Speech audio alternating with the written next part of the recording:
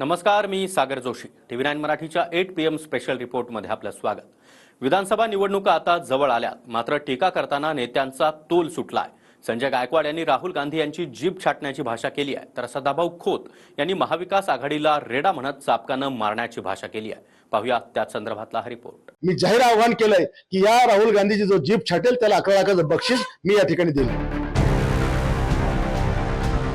या महाविकास आघाडीच्या वळू रेड्यांना आम्ही आता चापकानं फोडून काढणार आहे. शिंदेचे आमदार संजय गायकवाड राहुल गांधींची जीभ छाटण्याच्या मागे लागले, तर भाजप समर्थित आमदार सदाभाऊ खोत महाविकास आघाडीला रेडा समजून चापकानं फोडण्याची भाषा करताय. सुरुवातीला शिंदेच्या शिवसेनेचे आमदार संजय गायकवाडांबद्दल बोलूया. पक्षपातीपणा थांबेल तेव्हा काँग्रेस आरक्षण संपवण्याचा विचार करेल असं राहुल गांधी म्हणाले होते. We will think of scrapping reservations when India is a fair place. And India is not a fair place. Now, that creates a problem because there are many people who come from the upper caste. अमेरिकेतल्या राहुल गांधींच्या या वक्तव्याला एक आठवडा होतोय. त्यावरून महाराष्ट्रामध्ये भाजपची आंदोलने देखील झाली. मात्र आता राहुल गांधींची जीभ छाटणाऱ्याला 11 लाखांचं इनाम देण्याची घोषणा संजय गायकवाड यांनी केली आहे. ज्यांचा खऱ्या अर्थाने आर्थिक स्तर पूर्णपणे उंचावला नाहीये अशा लोकांना पुन्हा 400 वर्षापूर्वीचे दिवस त्यांच्या मागे आणायचे अशा प्रकारचं षड्यंत्र या काँग्रेसच्या माध्यमातून केलं जात आहे. राहुल गांधीच्या माध्यमातून केलेलं जाऊ नये. त्यांचा खरा चेहरा आता लोकांसमोर आलेला आहे. म्हणून मी जाहीर आव्हान केलंय की या राहुल गांधीची जो जीभ छाटेल त्याला 11 लाखाचं बक्षीस मी या ठिकाणी देईल. मुख्यमंत्री एकनाथजी शिंदे यांच्या लाळानं वाया गेलेला हा अडाणी राहुलजी गांधी यांची जीभ छाटून आणणाऱ्यांना बक्षीस देण्याचं जाहीर करते. या जवळ त्याचीही कुठेतरी जिरवा लागेल आणि येणाऱ्या काळात काँग्रेस पक्ष त्याची जिरवणार आहे.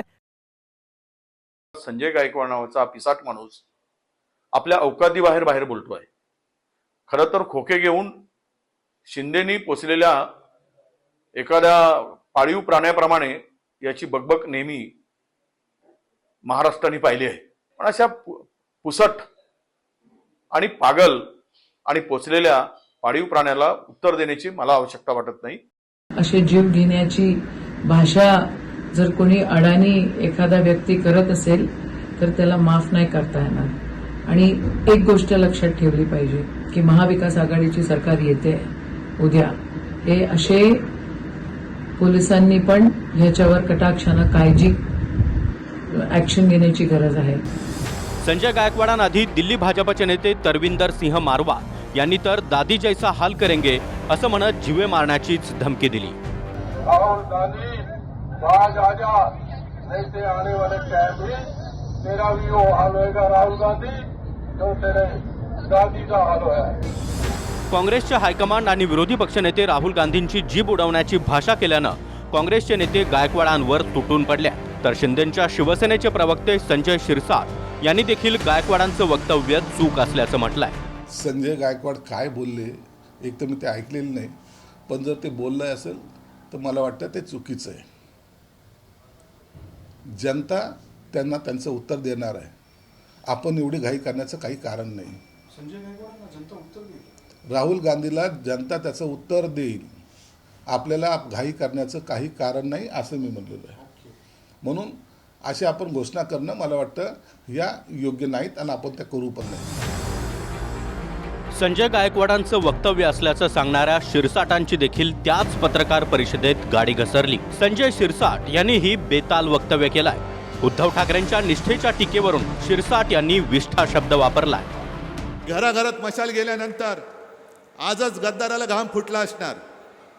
घरात मशाल गेल्यानंतर त्याच्या बुडाला आग लागणारच. तुम्ही मला पैठण गद्दार प्रूफ करून द्यायचं. हा वॉटरप्रूफ मंडप आहे, पण पैठण कसं आहे? गद्दार प्रूफ, एकनिष्ठ. बाळासाहेबांचे विचार, काँग्रेस राष्ट्रवादीबरोबर जा, हे बाळासाहेबांचे विचार होते. निष्ठा ही होती.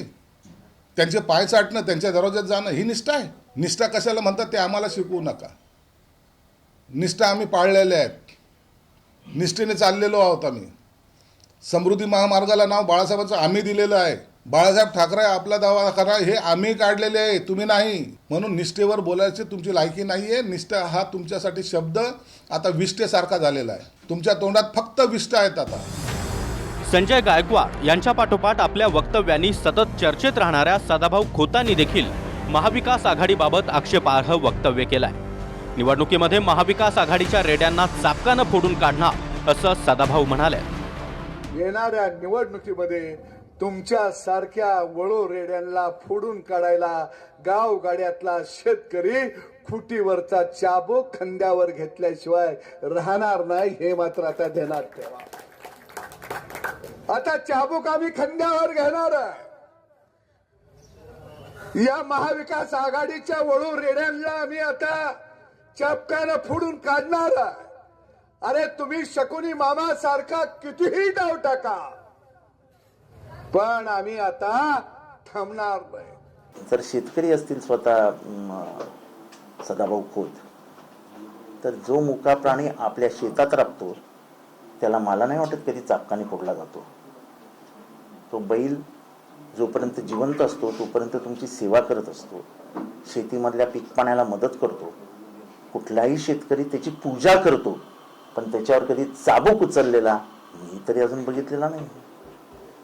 म्हणजे प्राण्यावरती चाबूक न उचलणं ही आमची संस्कृती आहे. हे तर माणसावरती चाबूक उचलायला निघाले. इकडे गोपीचंद पडळकरांनी पुन्हा एकदा शरद पवारांना टार्गेट करत जातीवादाचा कॅन्सर अशी टीका केली आहे. शरद पवार म्हणतात, सत्ता हातात आल्यावर महाराष्ट्राचा चेहरा बदललेला दिसेल, पण पवार साहेब तुमच्यामुळेच महाराष्ट्राच्या पुरोगामी चेहऱ्याला जातीवादाचा कॅन्सर झाला. 50-60 वर्ष महाराष्ट्र लुटणं, शिवरायांच्या तेजाची झळाळी हरवणं हेच तुमचं वारसा हक्क आहे. महाराष्ट्राचा सर्वसमावेशक विकास थांबवून पुन्हा सरंजामी राजवट आणायची आहे का? दलित ओबीसी अत्याचाराचे नवे अध्याय लिहायचे आहेत का? महाराष्ट्राचा चेहरा सुधारण्याची, बदलण्याची जी आवश्यकता होती ती देवेंद्रजींनी पूर्ण केलेली आहे. पवारांच्यामुळं फक्त महाराष्ट्राच्या पुरोगामी चेहऱ्याला जातीयवादाचा कॅन्सर झालाय. 50-60 वर्ष पवारांच्या हातामध्ये महाराष्ट्राची सत्ता होती. त्यांनी फक्त आणि फक्त महाराष्ट्र लुटायचं काम केलंय. तुम्ही निश्चिंत राहा, निवांत राहा, हरिनामाचा जप करा, म्हणजे तुमच्या डोक्यामध्ये पुण्यकाम करण्याची इच्छा जागृत होईल. पडळकरांना पुरोगमित्व काय असतं हे शिकू हे माहित आहे की नाही मला माहित नाही. ते प्रचंड बुद्धिमान आहेत. कारण का मंगळसूत्र चोरीतनंही ते निर्दोष सुटलेले आहेत. हे किती हुशार असतील.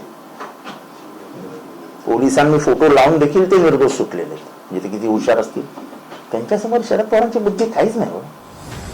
संजय गायकवाड, गोपीचंद पडळकर आणि सदाभाऊ खोत हे तिघेही नेते आपल्या वक्तव्यानं वादाला फोडणी देतात. आता निवडणुकांमुळे पुन्हा एकदा प्रक्षोभक आणि बोचरी वक्तव्य सुरू झाली आहे. Bureau report, TV9 Marathi.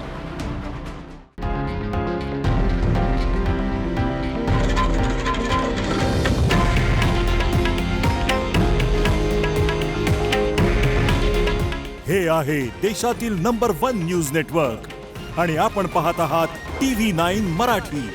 काळजी तुमची, हित महाराष्ट्राचं.